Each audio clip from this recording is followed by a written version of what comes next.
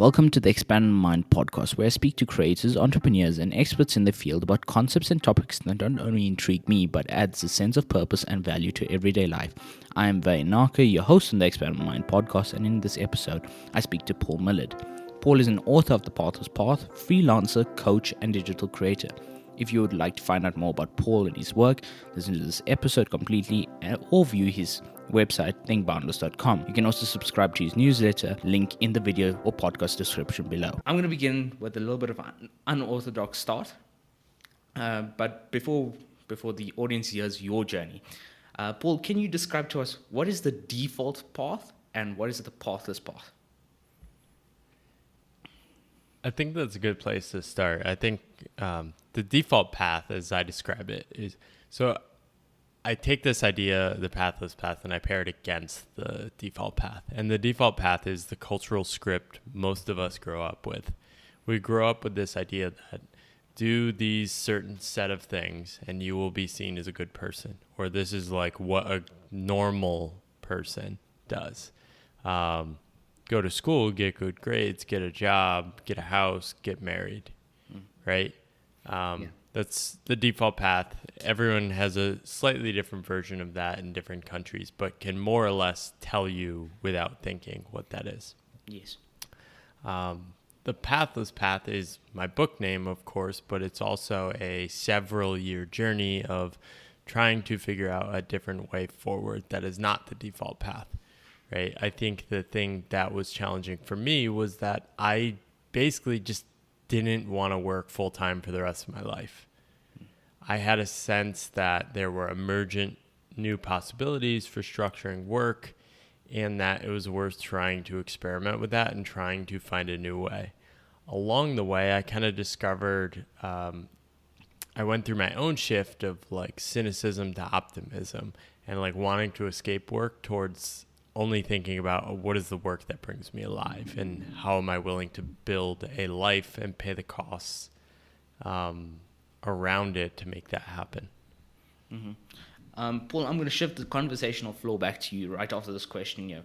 But will you be able to tell us your remarkable yet life-changing story from being a young person who was interested in tech to being in the default working pathway in consulting and now the pathless path, where you're a freelance consultant and you have meaningful work? Give us a go. One of the reasons I wrote the book is that it never felt like life-changing, as you were saying at the beginning. It was always a slow sort of fumbling forward, small experiments, small waking up, steps backwards, etc. I think one thing that's interesting about my path is I didn't have enormous parental pressure to like, you need to be successful to get our love. Wasn't the case. I grew up in a house with a lot of love, huge family, extended family, a lot of people around me supporting me.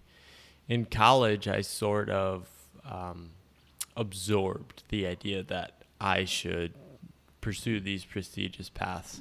And I think what was really happening at the time is I knew I was capable of doing hard things, but I was also extremely uncertain, right? Just being a young man, like not knowing how to express emotions, being uncertain about like entering the real world. And what I was doing is trying to fill that uncertainty and anxiety of life, which most people experience, with pursuing the certainty that prestigious career paths promise. And for the most part, the first few years of that were awesome. When I broke into strategy consulting, I loved my first few years in the industry. However, over time, that path, that world, and my peers are all centered around work as the primary organizing principle of their life. Yeah. Work is primal. You decide where you live based on where you work, how much money you make because of that job, and hang out with people based on like making similar money and doing similar things. And I was being nudged to learn things about like learning to fit into an organization, learning how to like talk a certain way and act a certain way. And it was just like too much. And I had a hunch that like something was wrong. I didn't know a new way forward, but that was kind of what encouraged me to quit my job about 5 years ago and venture off to try and find a new path. A lot of people think about money as like the primal of success. So you went from a $200,000 job, paying job, that allowed you to interact with CEOs, brush your shoulders with them, and you ultimately went to a path of, okay, I'm going to become a freelance writer. I'm going to do what I want. And what are your parents' views? Because in today's world, just like maybe 17 or 18-year-olds, you tell your parents that you want to become a YouTuber, you want to run an online business, and you don't want to get a degree. You get the looks from everybody, and you're getting told off from that point in time. So what are your parents' views? If you've read the book, I mean, in the intro, they didn't go to college. And I think part of their American dream was like creating a foundation such that me and my siblings could go to college. We all did. And it's really cool to know that like we did that and my parents helped play a big part in that. I think I didn't realize there were these implicit assumptions until I stepped off the path. And this is a broader thing, is like when you're doing what everyone else is doing, nobody asks you, why are you doing this?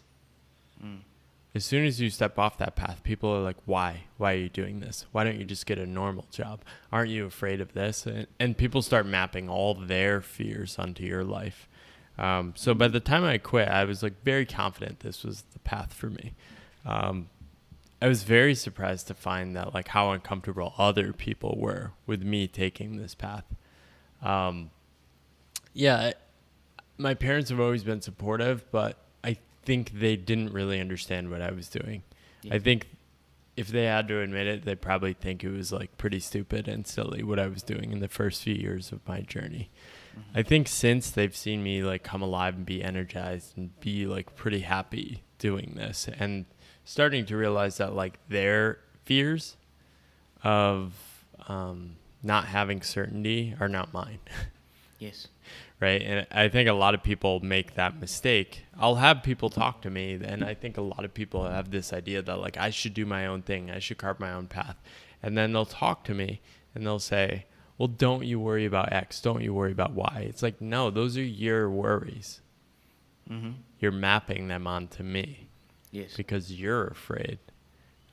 Was I afraid of certain things when I left? Sure. But they were worth the cost of admission. Yeah, and you, I think you've answered my next question in where people judge you. But what sort of advice would you give to the young people of today who, yes, I look at myself and I say, yes, I still want to go to university. I've always believed in university and so forth. And I want to satisfy my curiosity in science. So I need to go to university and satisfy that curiosity because that's like this the growing itch at the back of my mind. But the people who want to take that step already from this young age and they're like, okay, we're unsure if we want to go to university, we want to trial the waters out on the internet, for example, with the broad category of things that you can do. What sort of advice could you give them to embracing this pathless path from the beginning? I think it's a journey of self-reflection and figuring out what do you really want. When you're desiring something, is that somebody else's desires, right? This is just mimetic desire. Most of what we want is what other people want, and we see what other people want and we map that and we assume that's what we want. Oh, everyone's going for consulting. I guess I should just apply for consulting. Oh, I want this coat. Oh, why do you want that coat? Everyone else has that coat.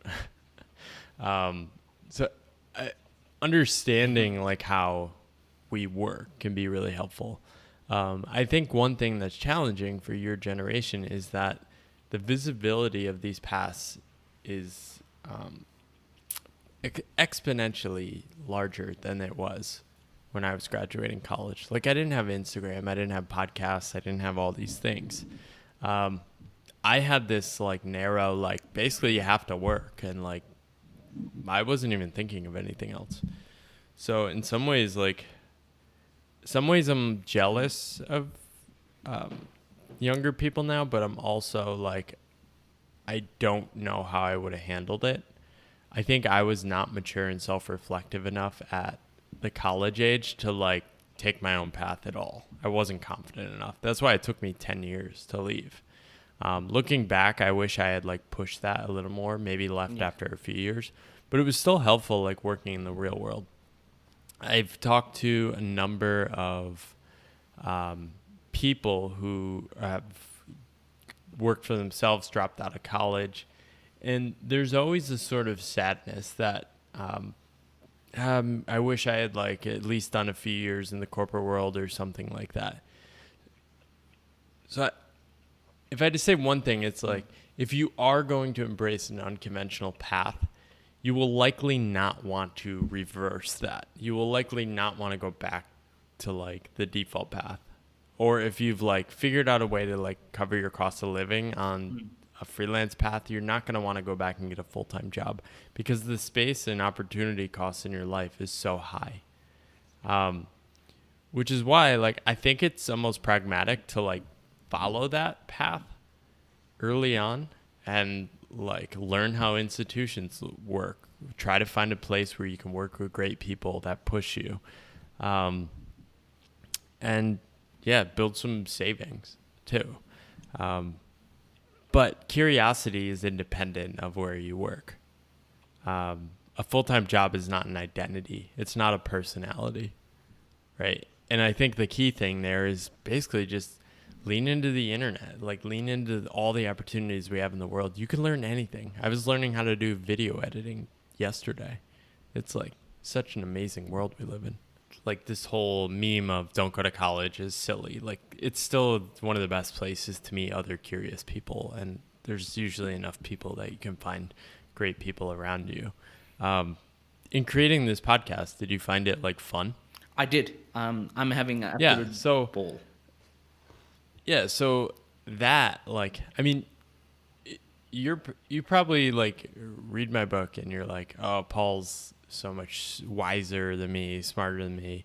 It's like, you're totally wrong. At your age, like, I had no clue what was going on. I was not self-reflective. I did not have the wisdom that you have now. So you're, like, far ahead of me, which is a burden too, because like you are self-aware. Yes.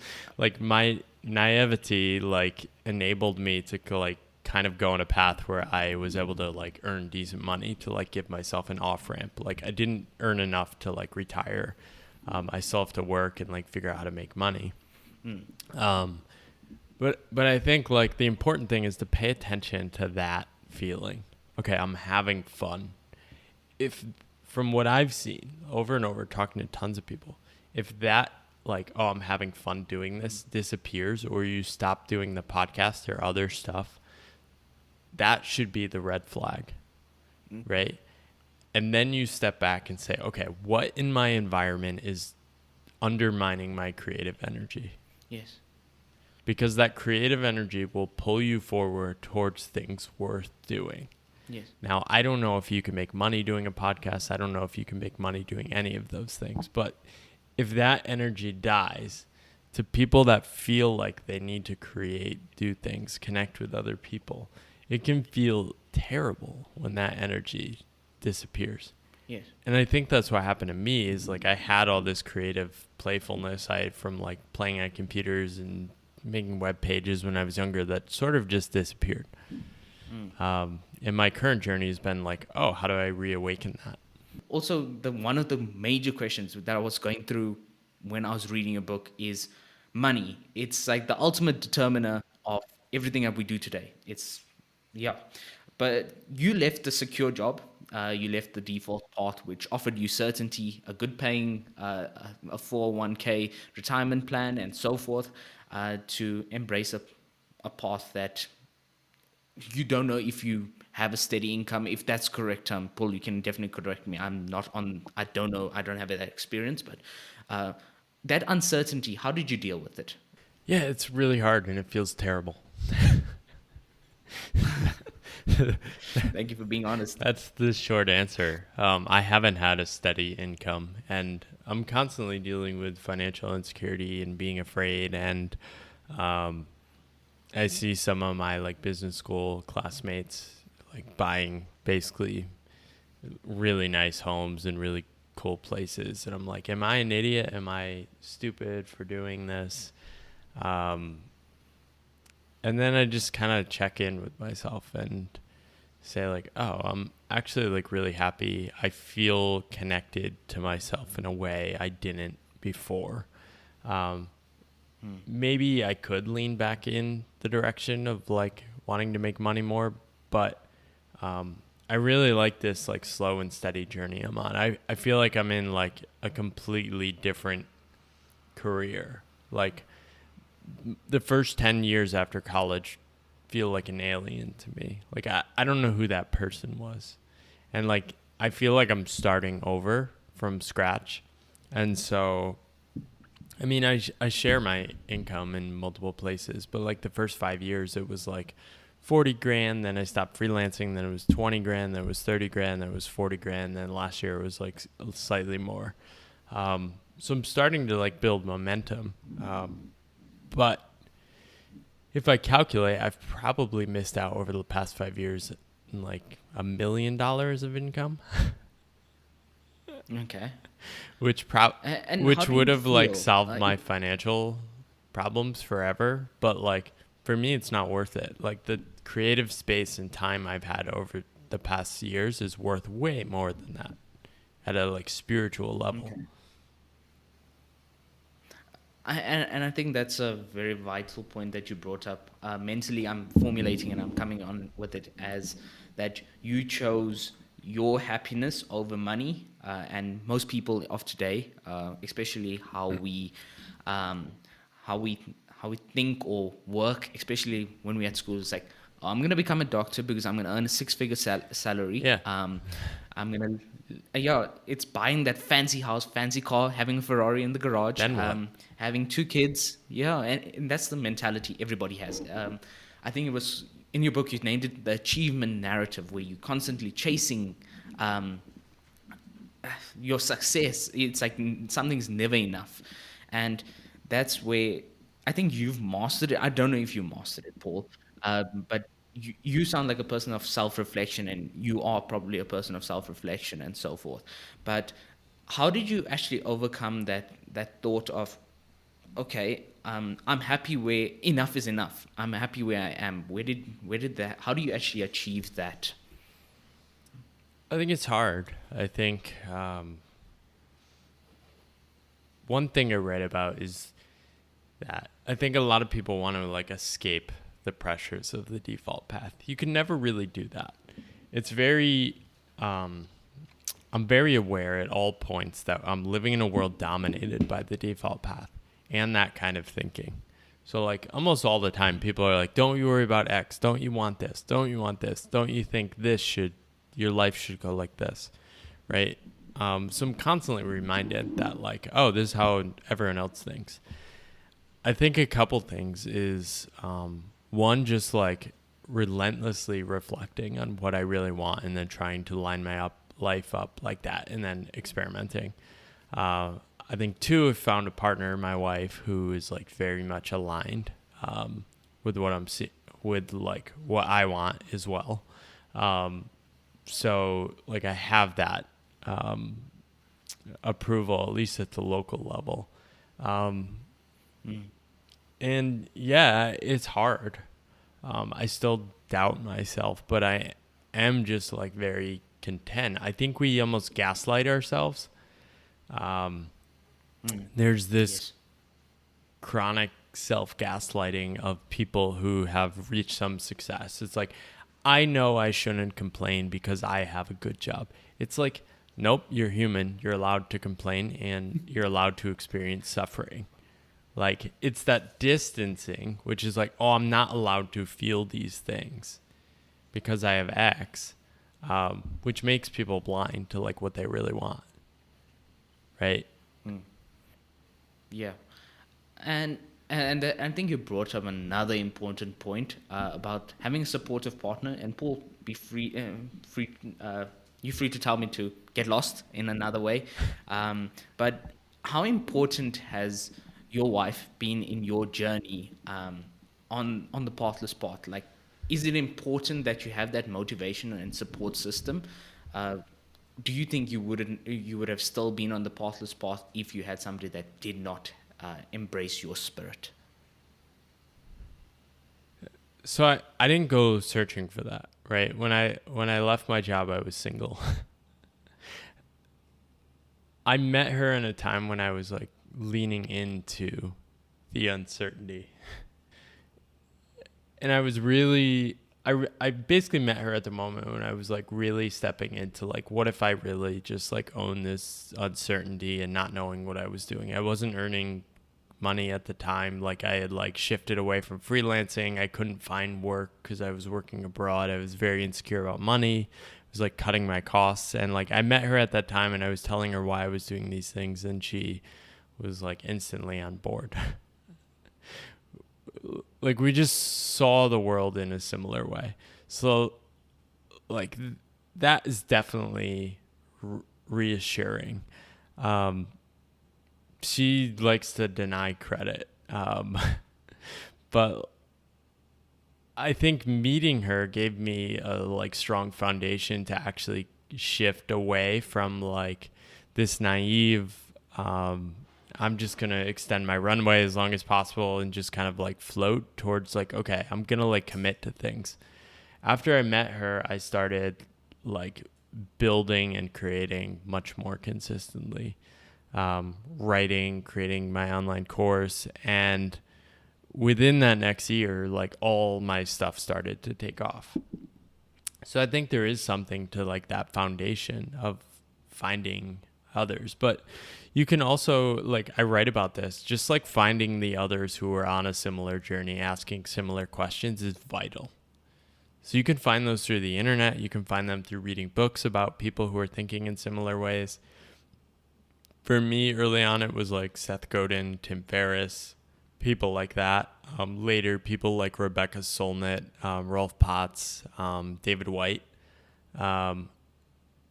And just like knowing these other people exist can be a relief. I think finding them in real life is really important too. One of my friends, Johnny Miller, early on in my journey was just like, we're just at a similar point asking similar questions. And it was like, oh, thank God you exist. And that stuff was so powerful. When I look at it, I think I procrastinated a lot with that idea that I joined LinkedIn and I started having this community of people. I think I met Joe Webb. He co-authored a book also as well. And he actually is like a source of like encouragement, like giving resources and so forth. And besides that, meeting guests like yourself, Paul, and Hassan Kuba and so forth, other guests that have come onto the podcast. I think I've come around that, and you guys shared insight with me, and I take insight as like the biggest thing, like feedback, insight, anything that, like, I have a hunger for curiosity. So learning from you guys is like, oh, all of a sudden I get that creative boost. Like I want to do it again and again and again, and hence why I can actually have a podcast episode tomorrow, which I actually do. I have another podcast episode recording, and I will thoroughly enjoy it because I've spoken to somebody today. What more how much more curiosity can I have?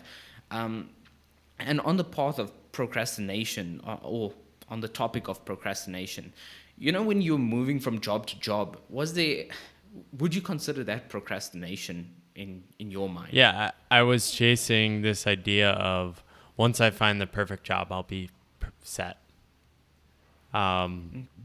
I was living in the future. I was just not living. I was procrastinating living in the present. Yes. So yeah, it's definitely a form of procrastination. I think we all have a sense of like the questions we need to ask. And for a large part, we're just scared to ask them. Yeah, I can partially agree to that, but also not agree to it. I haven't experienced the job world like you have, Paul. But I would consider that the moving from job to job bad procrastination, in a way that you were always seeking out, living in that future that, okay, something will come along and I'll fit into it. And I think many people, I could also be struggling with this, but how do you differentiate between good procrastination, because there is such a thing as good procrastination, especially when it comes to buying habits, like, do I really need this? And bad procrastination. Am I actually finding meaning in my job, or am I just going to live in the future all my life? So how do we do that? I think so. Like, even your question, you're trying to live in the future. You're worried about like your life after college. Just exist in the present. Yeah.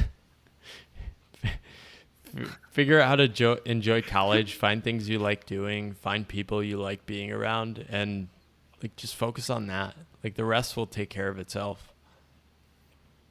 You're already asking deeper questions than most people your age, I get that quite a lot, right? even at school. Like, But that's fine. Like this is also the power of the internet. You can find other okay, people who are asking similar questions or role so models. that we speak about finding some similar people. Um, so Paul, I've endeavored on this, okay, I'm gonna cold email people, and if they get back to me, hey, I can actually speak to them on a podcast. And Yeah. what about those people that, yeah, they don't want to start a podcast, but they want to join a group of people or interact with a group of people? Where can they start? Yeah, I think one of the smallest things people can do is basically just host an event or host a dinner. Pick a topic you want to talk about, invite like 3 people, and just have Hmm. like a small gathering. Okay. And I think doing something like that can basically just tap somebody into doing something spontaneous and seeing themselves as like somebody worth offering something. Everyone's waiting for other people to do stuff. Once you Mm. realize this, you can just start doing stuff. Like everyone's basically just sitting there waiting for other people to give them invitations to do stuff. Like you by like with a podcast, right? Like a lot of people think like the way we think about the world is that we need to be chosen, we need to be given permission, we need to get the job doing the thing before we do the thing. You eventually got to the point where it's like, oh, I can just start a podcast. There's Yes. nothing stopping you. All you need is like a $50 to $100 mic, Yes. and then you can just Yeah, publish it for that's true. free to the entire world. True. And also, I think another path that I can actually add on to that path there is that I wanted to seek meaning in my content. I was like, I want to give the world some meaning in what I do. So, uh, not necessarily. I want to like have that at the back of my mind. It's like, yes, I'm actually doing something that can help other people, and I've always had that at the core of my values. Like, give freely, take from none. That was like I learned that at like some sort of like religious event. Is like I should like that. I need to have it in part of my principles. So I'm just giving it. I was like, it's for free by all means. If I benefit in some ways, connect with people, hey, all the better. So yeah, that's kind of like my view on the podcast at the moment. Yeah, I think having expectations can be tricky. If you're expecting to like change people or get something for your creation, Mm-mm. it sets up a trap, right? Um, Yeah. I when I wrote my book, it was because I had a hunch I really like writing, and I thought the message mattered, and I thought it was worth sharing. I didn't Yes. expect. I didn't write it with I want to change people or I want people to join me. Was I open to receiving that if it happened? Sure. But like I didn't write for that, which has made the like launch process pretty cool because like my expectation was like I just wanted to publish it. So like anyone who buys it and then hearing people who've like randomly stumbled upon it, um, like you is like, oh wow, this is like really cool. It's beyond my expectations. Um, Yes. but you're capable of this too. Like you could easily Yeah. write a book in your future. I don't know, Paul. Have you ever read the book The Sharing Economy? You spoke about like understanding how the world works. And I've also read the book The Sharing Economy by Kevin Govender. Brilliant book. If you get a chance, please read that book. It talks about, like, it's a little bit of a financial book, like how the world is working, and has a little bit of more South African context than anything else. But how the world works and so forth, and you speak about how the world is transitioning and taking advice from people like that are over 50.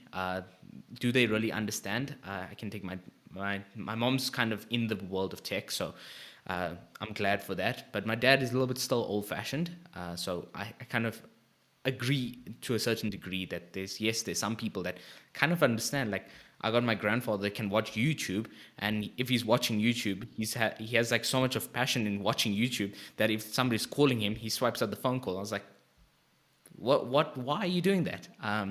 And he's like, no, because I'm watching YouTube. I'm like, okay, by all means. And yes, the generation that is 50 and above, they still have that mentality of, you need to get a job, you will be secure in that job, you'll have certainty in that job, and you will be able to sustain a family. That's their mentality.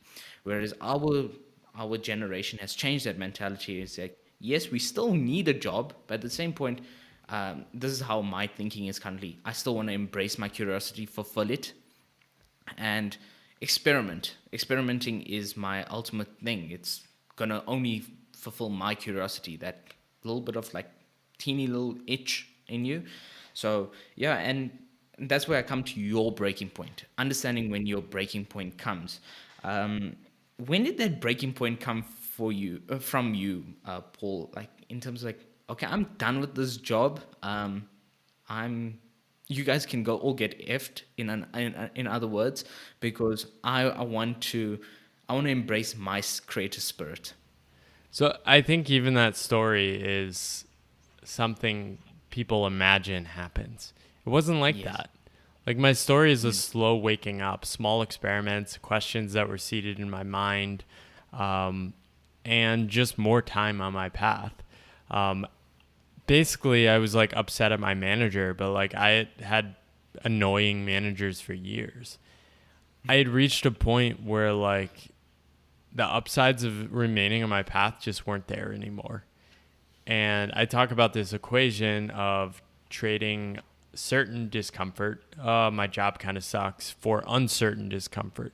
People are terrified of uncertain discomfort. It could be terrible, right? What if all these bad things happen? Our brains work this way, right? But the possibilities of like my life had been like, there was this seed of like excitement and like, what if I find a better path? What if being a freelancer is better? What if all these things? And I needed to find out. That was kind of what pulled me towards that path, right? And I think for some people, like, following what everyone else is doing will make them happy. You're probably not like them. Yeah, And I can agree. like, the sooner you realize that, like, the sooner you can figure out how to like make the system work for you, right?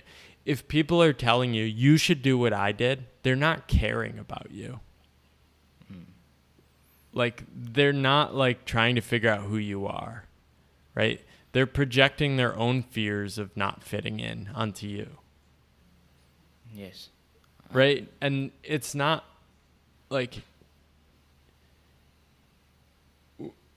this is a really hard thing for like people on unconventional paths. Like, this is why I wrote the chapter, like, will the people in your life love you less? The fact is, over and over again, like, I talk to people all around the world, all income and all like family backgrounds, all cultural backgrounds. There is a certain type of person that is pulled towards doing things their own way. Some of them take these unconventional paths, and the people in their life disapprove of them. And that is so painful, and it really sucks. But for them, it's still worth it, because they don't have any other choice. And like, luckily, we live in a world in which you're not going to be like tossed out of society and shamed into oblivion. Yeah. It just might feel kind of bad for a while. I like especially in my context, I like to think of myself as the black sheep. I don't know if you like to think of yourself as that. I take it as a compliment. You're the black sheep of your family. I was like, okay, whatever. But I, I I came around the concept of burnout. Everybody warns me of it. And Paul, I think you went through it Yeah. through some point of it. Um, and and that's why I like to think of myself as the black sheep. I was like, I'm number one. I'm not going to go through burnout because I found meaning in what I do. I'm doing what I actually love. So if I'm going to work through the night and do a all nighter, I'm actually doing something I love. That's my first thing. Am I doing something I love? And I've taken it out. I have like a poster now that I just created from your like guidelines out of from your book. So implicit meanings that I've taken out from your book, Paul. But I've created that, and is it going to give me meaning in life? Is it going to make me happy? Those are the first two questions I ask from anything I do, and I actually pursue. Um, and I don't know if you can reflect what does burnout feel like, because I don't think I can relate to it, or Yeah. the people who don't Maybe you know. can. So if you can give us a view. I think there's a few different definitions of burnout. There's the burnout of like just working yourself to oblivion, right? Just doing way too much stuff. Like you're spending, it could be for anything. Like you're studying for a test, working on a project, and you just spend way too much time and you're just exhausted and depleted. I think most people are familiar with that kind of burnout. It's pretty obvious when it happens and why it happens. I think the more confusing type of burnout is when you're disconnected from what matters to you. And the reason it's so hard to spot is because you can often experience it while not working that hard. So like I experienced burnout in my last job, and I was not working more than like 30 to 40 hours a week. I had this idea that like, oh, I kind of like this, I'm not connected to what I'm doing. This isn't exciting, but like I'm not working that long so I can sustain this. The reality is I was experiencing this low grade subtle burnout, and that builds over time. And for me, it just led to this like disconnect where I was like basically living a life doing nothing I thought mattered. I was doing some small experiments, and that was the only stuff I was excited about, like the writing on the side, but I wasn't doing that much of it. I was basically spending all my time like going to this job, which was like, I don't value this. I'm working with people I don't like, I'm not inspired by. Like, what am I doing? And I didn't realize it until actually leaving. Like I wrote about this, like the day after I left, I was like writing, and like the word just came out, and I'm like, oh, that's what I've been feeling over the last 6 months. And it's this like malaise of like disconnectedness from the world. You're going through life as if it's a blur, and it's awful. And after experiencing that, like I don't want to experience that anymore. So like it raises the stakes to compete more intensely doing the things I claim to care about. So I claim to care about X. I'm going to try to do X, then reflect on, okay, am I feeling connected to the world and myself? Okay, yes, I'm going to keep leaning into those. But it's like I don't want to go back to that previous state. Yeah, and that also. So in the default path, we told to have a lifestyle around work and make it revolve around work. And you can probably agree with that, Paul. But you do have that you're most susceptible to burnout during the default path. Is it possible Maybe to also for some have people for burn some? out on my path too. Yeah, and that was actually what I was just gonna ask. Yeah, I think like self-employment is almost more susceptible to burnout because there are no limits. There are infinite possibilities of things you can work on. And if you're going into it with like this idea that like I need to be a creator, I need to be a podcaster, I need to be a YouTuber, you're basically doing the same thing I was doing on the default path, which is like trying to be a successful person. You're just defining it more narrowly. And nobody's constraining how much work you do or how you define your success. So it's easy to like opt into what you see other people doing. And then Yeah. basically like, oh, I need to be a successful podcaster. And all of a sudden you're just working like a maniac and like you're not having the results, and like you're starting to spend all your time on promotion and marketing, and like you hate marketing.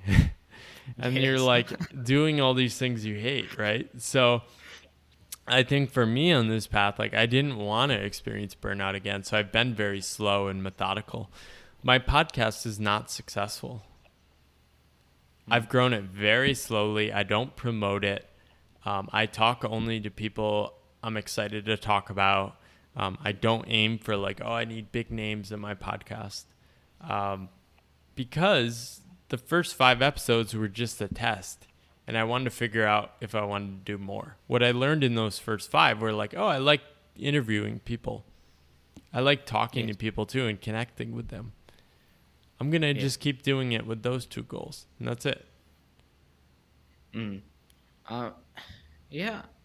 I think my view on podcasting came about when I was through a walk, Paul. Ironically, I was like just taking a walk of Yeah. self-reflection, or I don't know if it was a walk of self-reflection or shame, either one. But I took a walk in the estate, and when I came about it, came about the idea of let's do a podcast. It's gonna be the best thing that I can do in life. I failed on YouTube. That was my reasoning. I failed on YouTube. I need to bounce back. That was the first thing I said to myself. I need to bounce back. What can I do? And I was like, let's try a podcast. It's going to be a good thing. And the podcast was born, the Expandable Mind podcast. And Expandable is because we're always curious. I want to be curious. So I'm going to expand my mind. I'm always going to be learning from other people. And That's cool. and that's Is where that enough? Is that enough though? Do you need it to be successful or make money? I think the ultimate goal is to give meaning, and yeah, I don't know exactly if money is my top priority. Yes, at the back of my mind, yes, I am paying for Riverside as a service, so yes, I need to sustain the podcast in a way.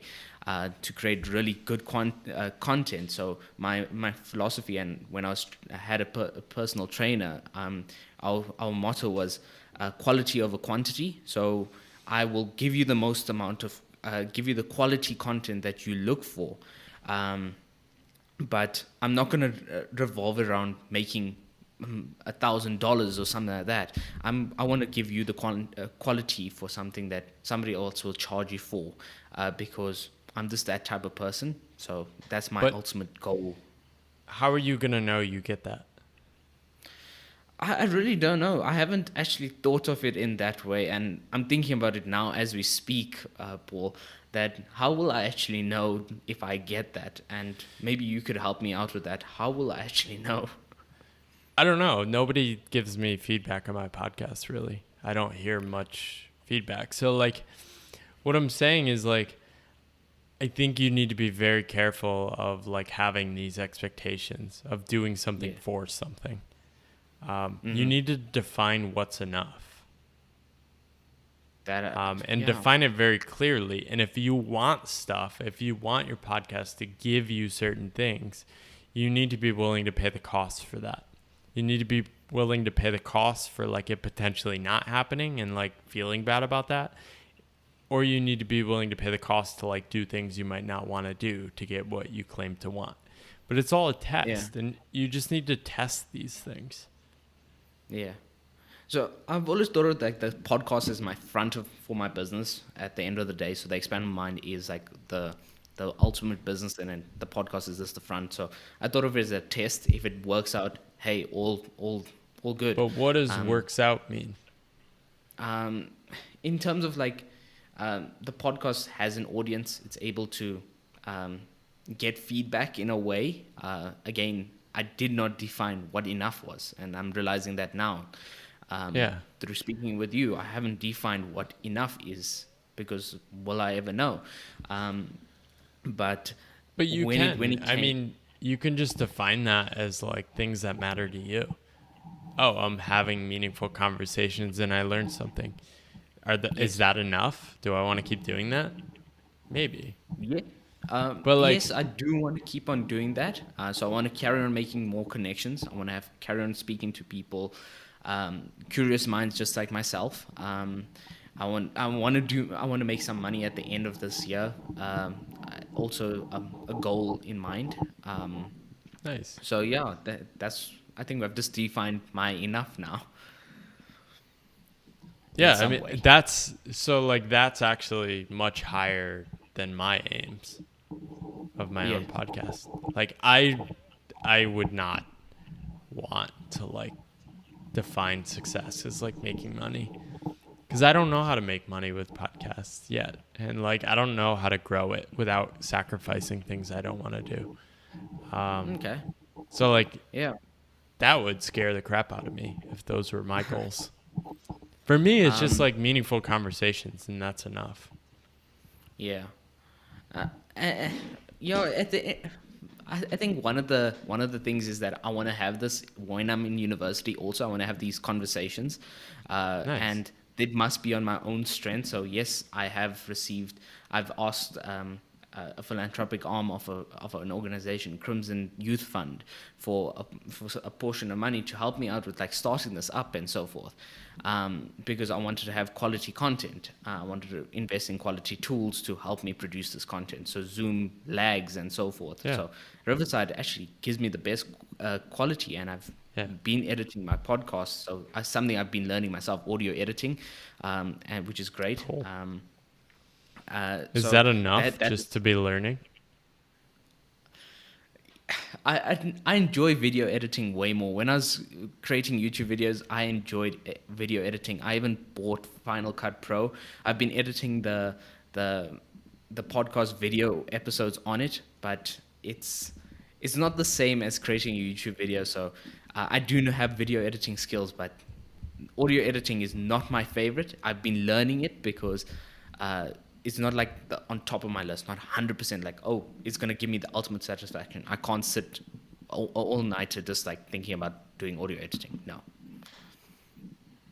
Um, and that's actually where I come to think about, yes, burnout in the same point where you were speaking about on the pathless path, that or the unconventional path, that yes, you are susceptible to um, burnout because you don't know the constraints or your limits. And I'd like to wonder or ask you, how have you created a balanced mental and physical lifestyle in which I don't know if you can say you limit the option or prevent yourself from burning out. I just try to constantly reflect on what I claim to want, test it, and see how it feels, and then make adjustments. Okay. And how do you reflect, Paul? Like, how does one get started? Because I'm a person of self-reflection. You're a person of self-reflection. So something we can both relate on. But my way is taking a walk. And sometimes I'd like to think of a walk of shame. But at the same time, it's to reflect on my actions, because sometimes your actual actions are actually shameful. Sometimes you scream at the wrong people because you weren't happy with something in that point of time because you did it wrong.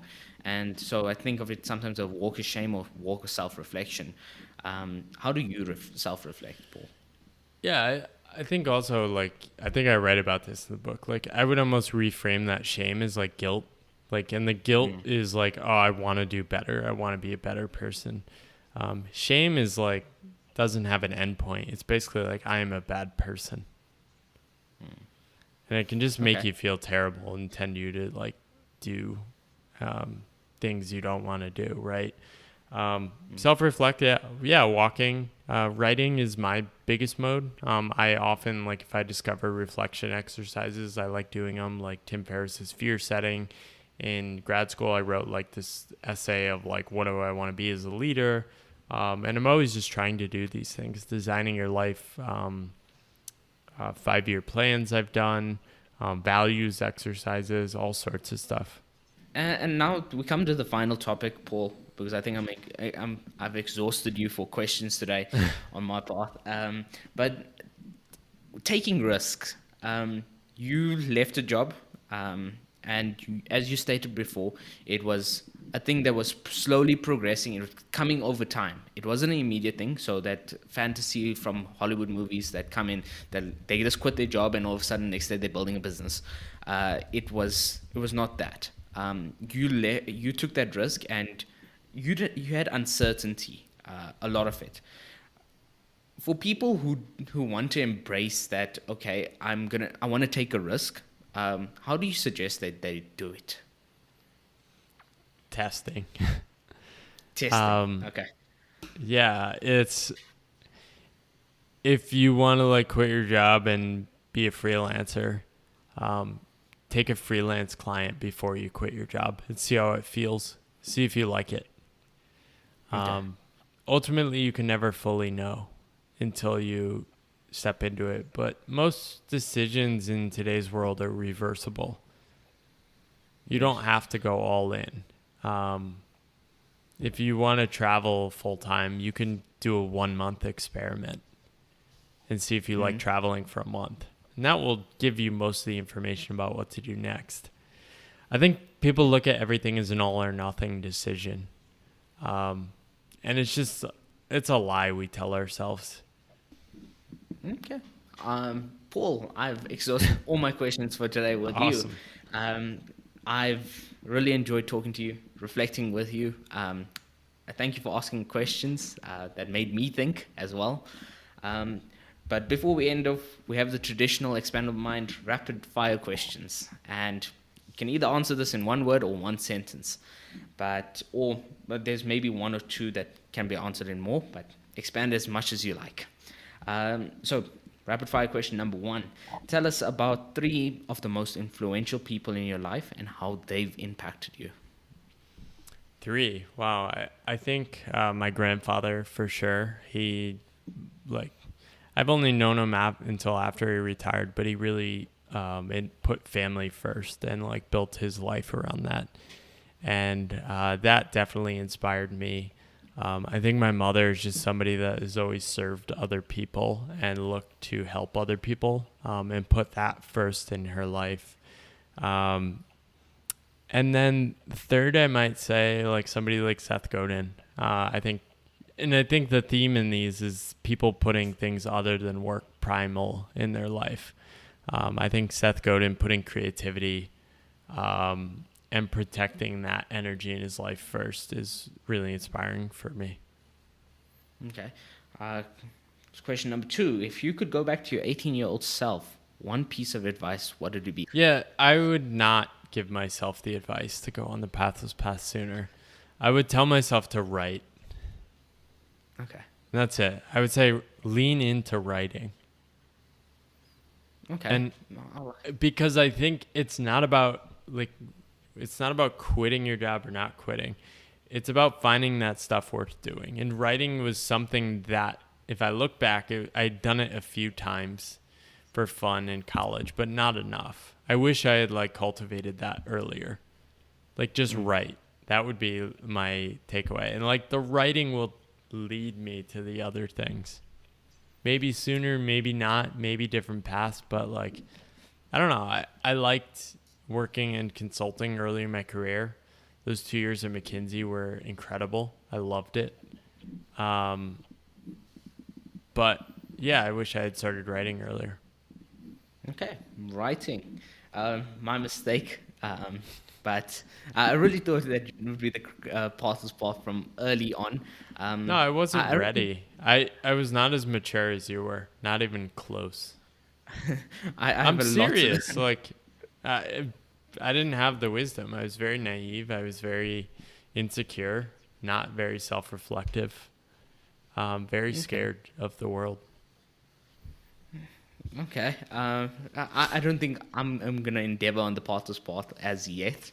I'm kind of doing it. I'm testing the waters with this podcast. Test. I'm testing first before I'm heading onto it. Next question: if you could have a cup of coffee, whatever you prefer, cup of coffee or tea, Paul? Coffee. Coffee. Coffee right With here. any historical figure, who would you choose? Oh, historical figure?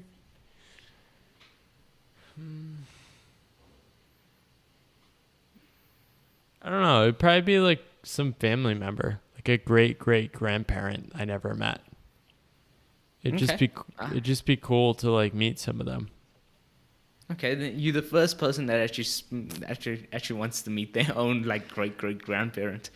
I just yeah, I don't really care about like famous people.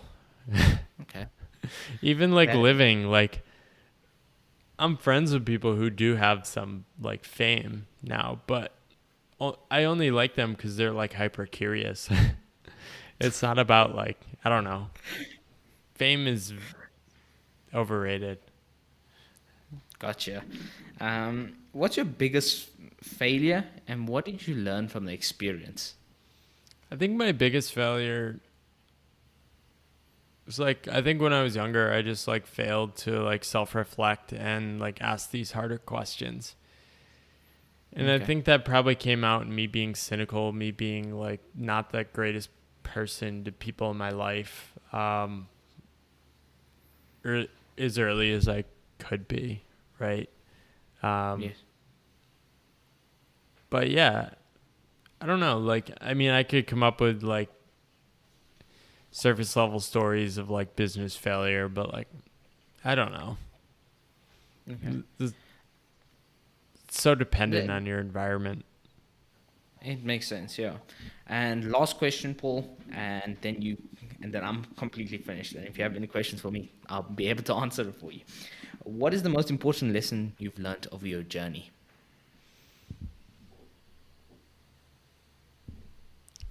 I think that a better way was possible. Like, Okay. I was right for me that like a better way of structuring my life and orienting my life was possible. And I've kind of been blown away with like how much I like my current path. Okay. And I don't think I could have imagined it even when I quit my job 5 years ago. So that's probably been the coolest lesson. And then the second is just like that, like finding the others is so important. When you're doing things that other people aren't doing, you need to find people doing the same. Otherwise, you're gonna go crazy because like your friends, your family, even probably aren't gonna like actively support you, and you need active support when you're on an uncertain path. Okay. I like that. And that comes to the end, ladies and gentlemen, of Paul Millet's podcast episode on the Pathless Path. It's been amazing. Thank you so much, Paul, again, for coming onto the podcast. It honestly was great to chat to you. And thank you for being honest, sharing your insight, your journey. And if you'd like to find out more about Paul and his writing and his book and so forth, I will leave links in the description box or the podcast information box below. In which you can either go purchase the amazing book, which I'd highly recommend, just like how I recommended with Hassan Kubas. And yeah, thank you so much for listening. Awesome, thanks you, Vahin. To our listeners out there, thank you for listening. Links that were mentioned during the episode are in the show notes. If you enjoyed this episode and you'd like to help support the podcast, please share it with others, post about it on social media, or leave a 5-star rating and review. To catch all the latest from me, you can follow me on Instagram and on Twitter at expandable_mind. Thanks again, and I'll see you next time. Bye bye.